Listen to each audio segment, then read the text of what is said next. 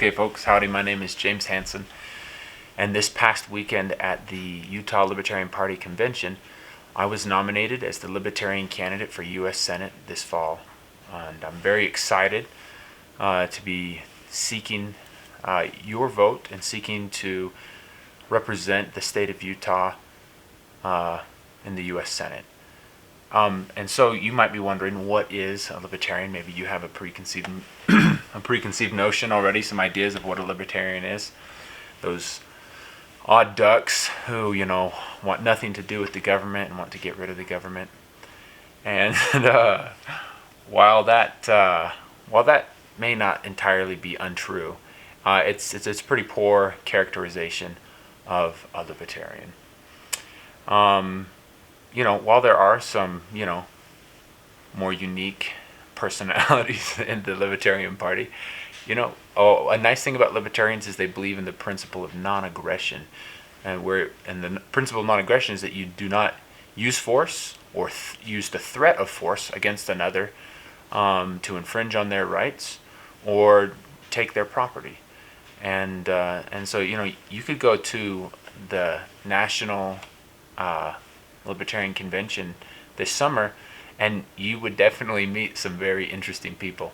But not one of them is going to hurt you or attack you.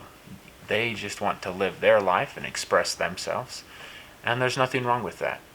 However, in Republican and Democratic circles, that's where you have to be a little more careful, because these people are more than happy to use the coercive power of government to infringe on you, the individual, and to take away your things. And if you don't comply, they'll use the strong arm of government to force you to comply. And ultimately, I believe that is the issue with the political state of America today. We have two authoritarian bodies, the Republican Party and the Democratic Party, and both of these groups are eager to pass laws and use the coercive power of government to force you, the individual, to do what they want you to do, with no regard for personal liberty. And we see this in blue states and we see it in red states every day in the news. This Republican governor is banning this, and this Republican governor wants you to, report your neighbors to the state.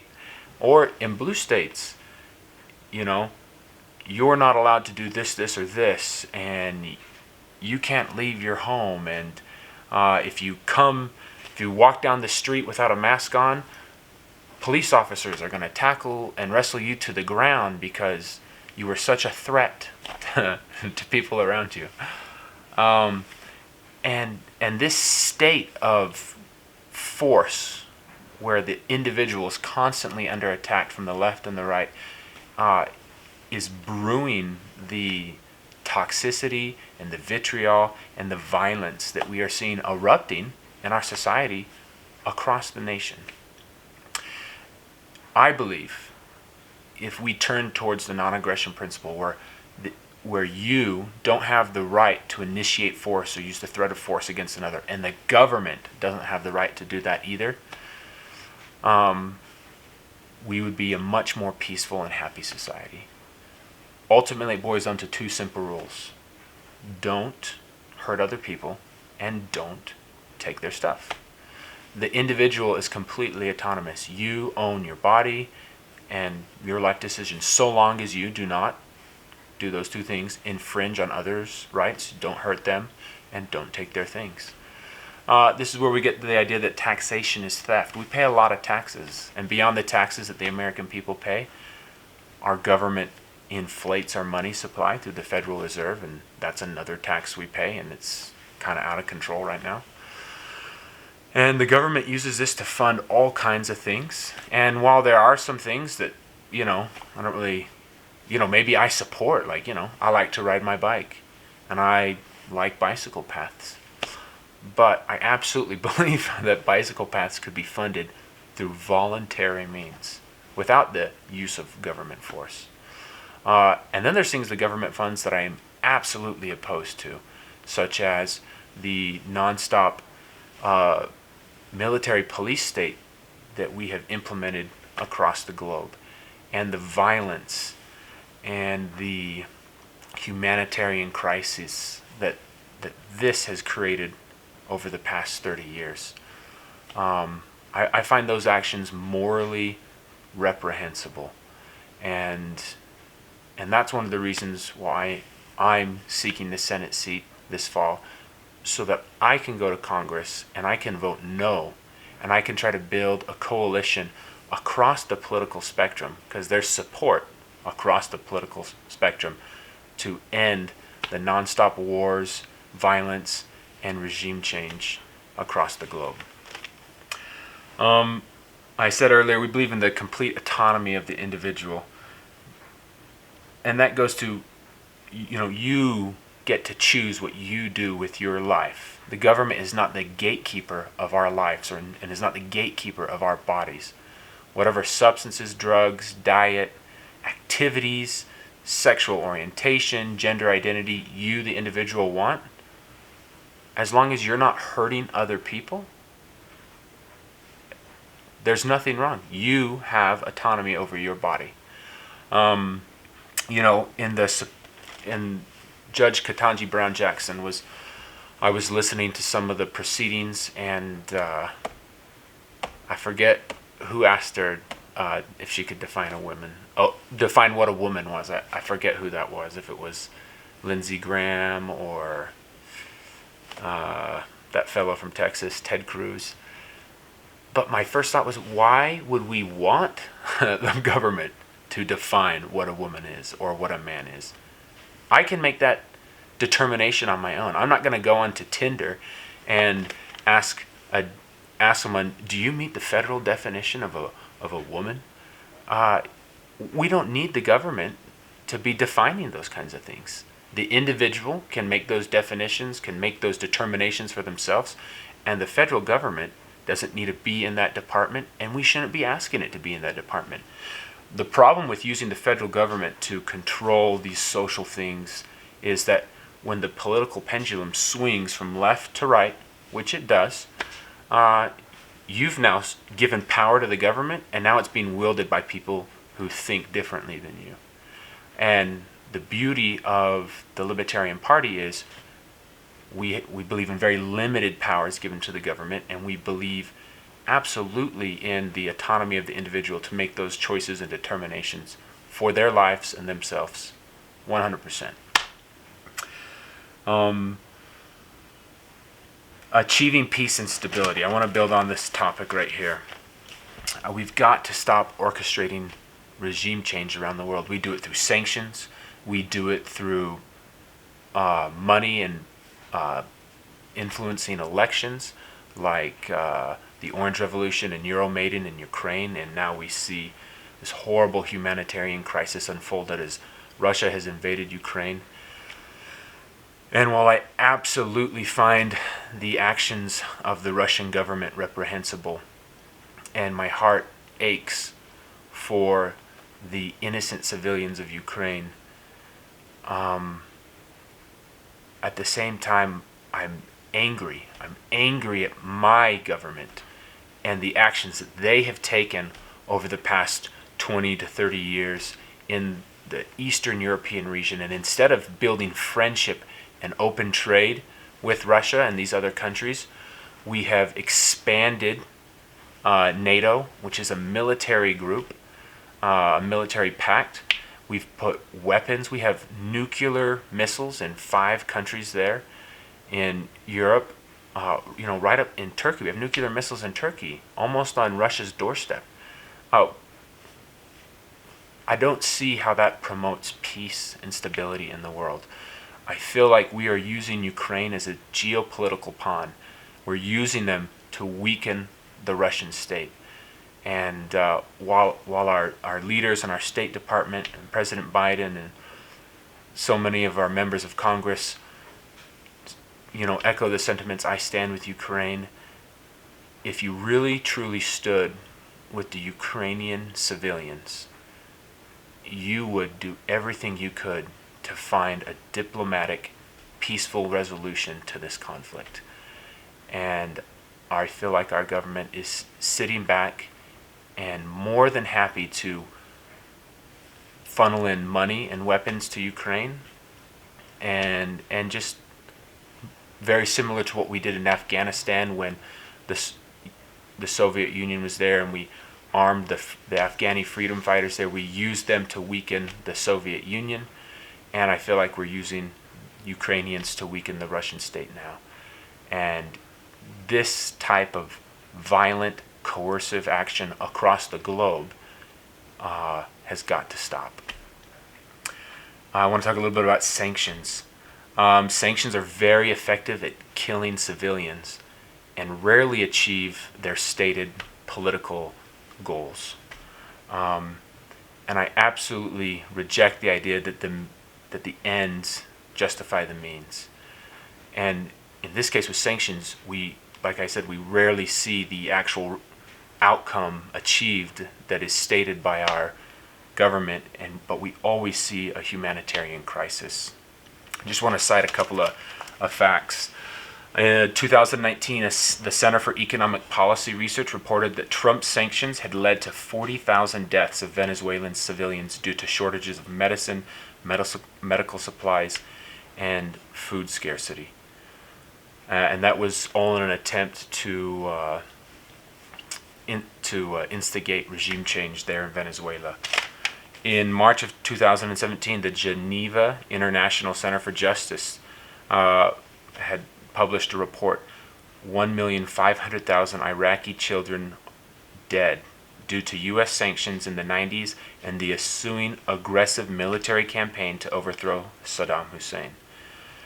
To put that into perspective, World War I and II fatalities combined, U.S. fatalities combined for World War I and II, 521,915. 1.5 million Iraqi children.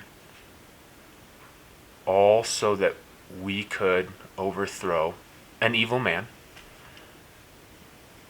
But how do you justify removing a government, overthrowing a government that is at odds with the geopolitical goals of the U.S.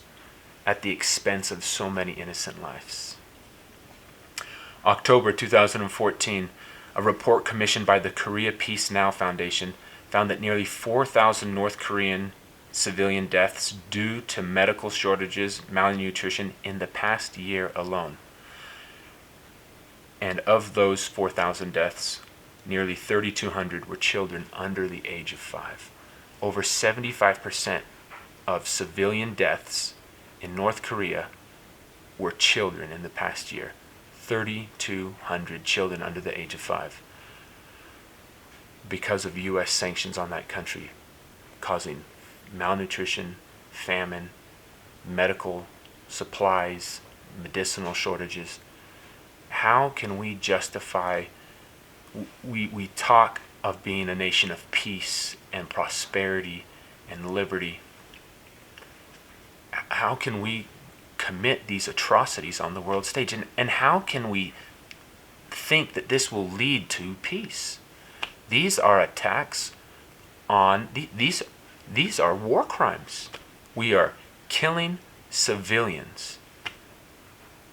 And we need to have a day of reckoning in the United States of America. We need to, and what I mean by that is we have to realize that we have been horrible actors on the world stage, and we have to stop. If we want peace and stability in the world, we have to use peaceful actions. We have to have open dialogue and diplomacy. We have to have free trade and honest friendship. We can't extend a hand and then with the other hand try to come in and attack a government or overthrow a government because they're not cooperating. It's just awful and atrocious to me, the things our government has instigated around the globe. And it's happening right now today. I've only listed a few, but we could talk about Yemen, we could talk about Libya, we could go on and on and on. We could talk about Vietnam. There are so many atrocities. The list just doesn't seem to stop. And we have to be better. We have to choose peace if we are going to bring peace to the world stage. And as a U.S. Senator, I would absolutely oppose coercive foreign policy. All foreign policy should be free trade, friendly relations, and open dialogue, and should be honest. And we shouldn't seek to instigate these changes, because the instability and the havoc, the humanitarian crises that we spawn through our actions lead to the deaths of millions of people. And the most vulnerable population is children, our children. In March of 2014, a report to the National Library of Medicine said U.S. sanctions on Iran imposed by the Obama administration led to the rapid spike in medicine prices and shortages of medical supplies and equipment. Civilians were dying. Coercive foreign policy always leads to humanitarian crises and rarely achieves its stated goals.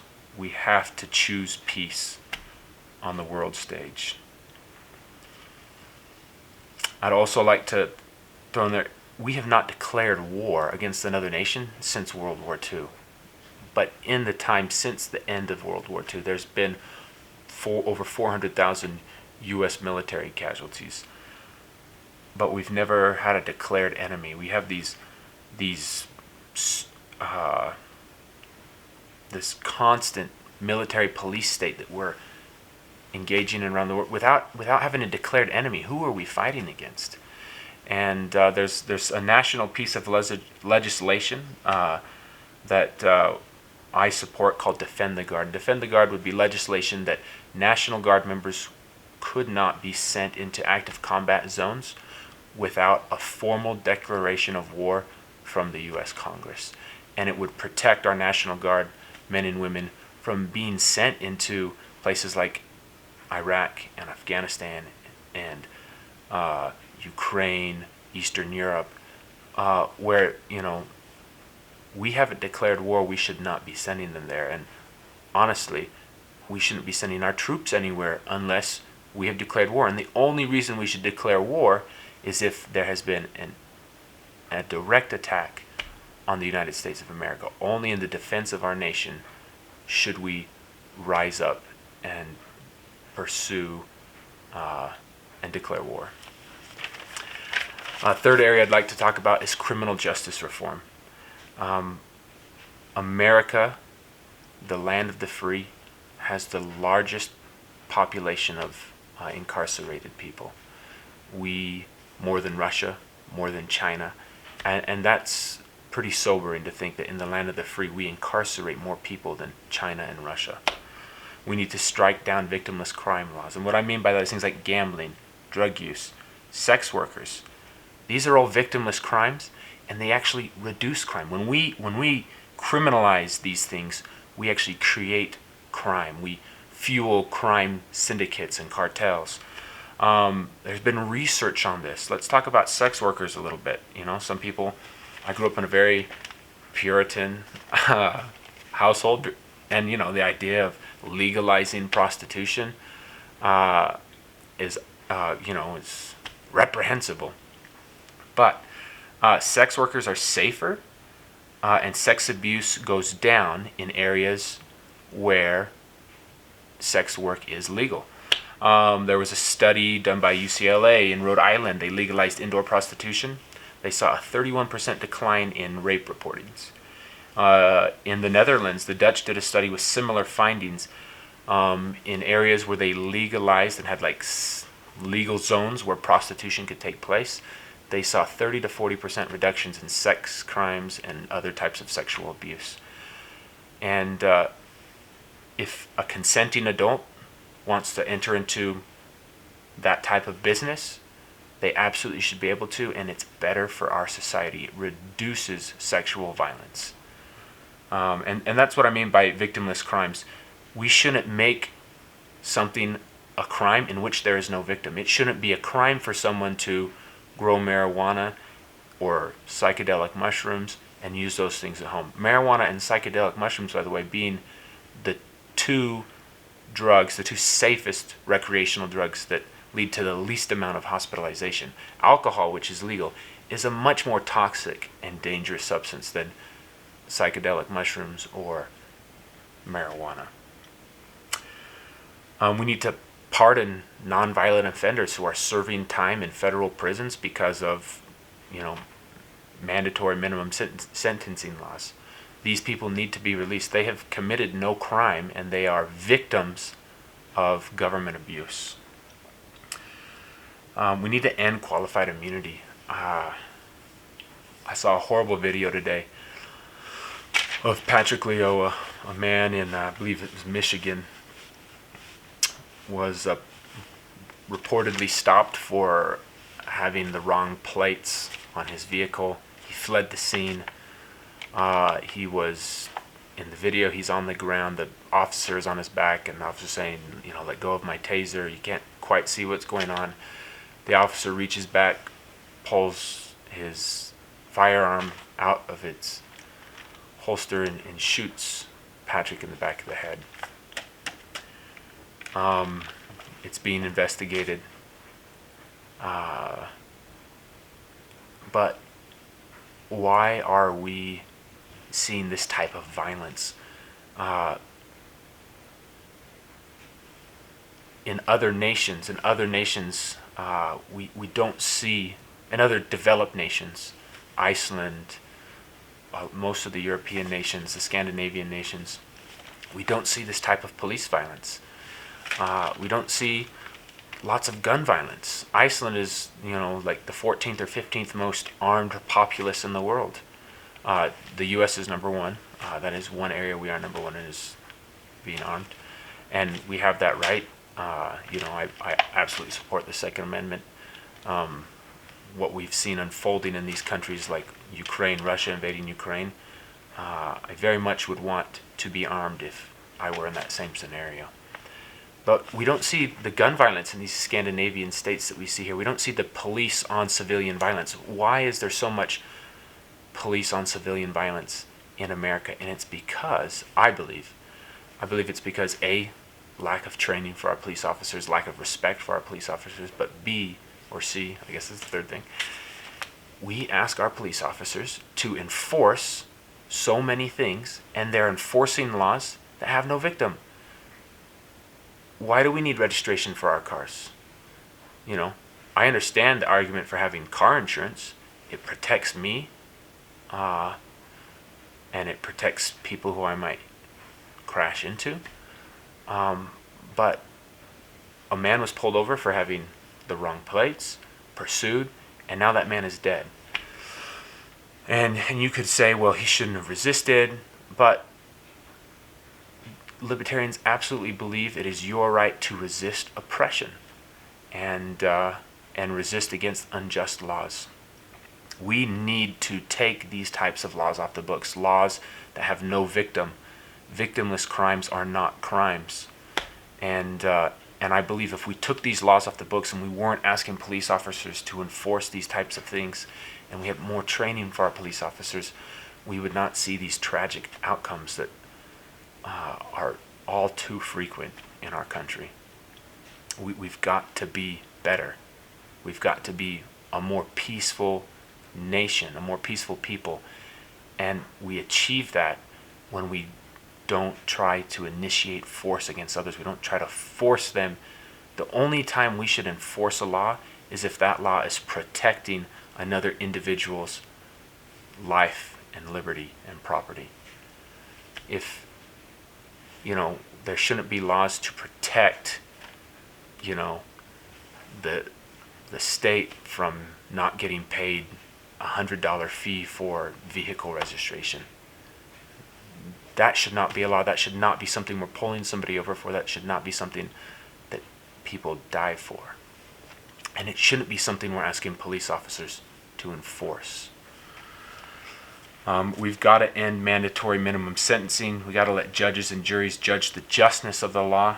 We need to strengthen and support jury nullification. We need to put in more safeguards for the individual and protect the individual from unjust laws of the state. And we need to become the land of the free. We are not the land of the free. We are the land of the incarcerated. We are the land of the so much burden, so much legislation on our shoulders that has nothing to do with protecting individuals' rights or liberties. But what it has to do is collecting revenue and enforcing the power of the state. And those are some of the things that libertarians are opposed to. You may be a Republican, you may be a Democrat, you might be a member of the Green Party or the Constitutional Party, or you might be unaffiliated and independent. Wherever you fall on the political spectrum, I invite you to learn more about the Libertarian Party of Utah and to support my campaign. I will not pass laws that increase the power of the federal government. I will always vote no. I will seek to build a coalition in Congress where we remove powers of the government and we return and protect the individual and restore their liberty. Mainly focus in those two areas. And I'm very excited to get out and get around the state and share more about this message and talk to Utahns about it. And I hope you'll learn more about the Liberty Movement. You can go to my website at Jimmy4Utah, Jimmy4Utah.com, and learn more about I've written up some things there. You can follow me on Twitter or Facebook. If you want to get a little political motivation every day. If you're politically active on Facebook, I've read some studies to the effect that it doesn't necessarily mean you will influence other people to your way of thinking, but you personally are more likely to be, politically active and engaged when you're posting things on Facebook. The best way to influence another person and get them to vote is to talk to them, have a personal conversation with them. So I hope as you watch these videos, you'll consider them a personal conversation from me to you. And as I come around the state, I hope I have the opportunity to meet many of you and have some personal conversations where I have the opportunity to convince you of the merits of the Libertarian Party and the Libertarian movement. We want to return freedoms to the individual. We want to rein in the excessive federal government and its out-of-control spending. And if you want to do that too, I don't care where you fall on the political spectrum, we can work together to make that happen in Washington. I'm very excited to watch the growth of the Liberty Movement across the United States of America, and especially in my state of Utah. Thank you.